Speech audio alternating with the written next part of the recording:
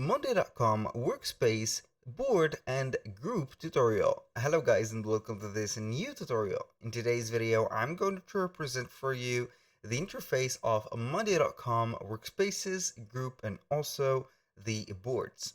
So we're going to head over Monday.com first, and then we're going to be on the account of our choosing.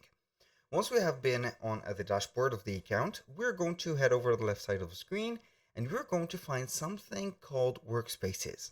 We're going to click on this drop down menu and it is going to show you all the workspaces that you have created. If you're going to be new to this one, you're going to be having only one workspace, which is going to be called a generic name main workspace. You can add workspaces by clicking on the add workspace, name it, and also set up the privacy of it, and also you're going to add it. The property of the workspaces is going to be having boards or all the elements that is going to be constitutional to the workspace itself.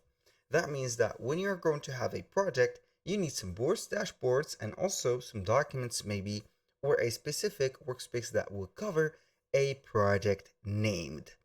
So this is the workspace. In our workspace here, we're going to find some elements, and you can go ahead and add items or unlimited number of items to your workspace, such as projects, portfolio, boards, documents, dashboards, and etc. Now we're going to talk about something called a board, how we can add it. We are going to click on the blue button plus, click on board and choose either you are going to create a board from scratch by setting up only the name of the board, the privacy, and also what you are going to be managing on it. So it is going to put a nomination for the simple task. Or you can go ahead and head over here and start with a simple or a template. So the templates are going to be available into the workspace, or not the workspace, but basically Monday.com library, and they will allow you to set up multiple things.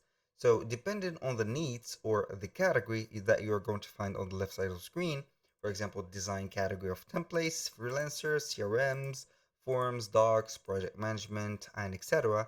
Choose up one of the categories and use a template that you're going to want. Here I'm going to select one of the boards that I have, and I'm going to let you see it like that.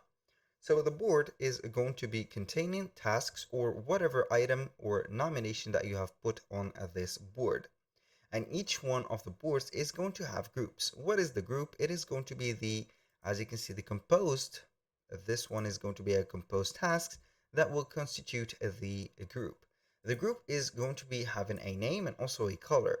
This is going to be having a hierarchy or a structure that is going to have a start point and also an ending point. As you can see, the start point of this group is going to be to do. The ending point is going to be completed. Now, each one of the groups is going to have tasks, subtasks, and also some columns. These columns are going to have some more details about this group or of this task that we are going to make, like due dates, descriptions, and budgets, and etc. So that was pretty much it for today's video. Thank you guys for watching. I hope that you have enjoyed the content, and I hope to see you in the next one.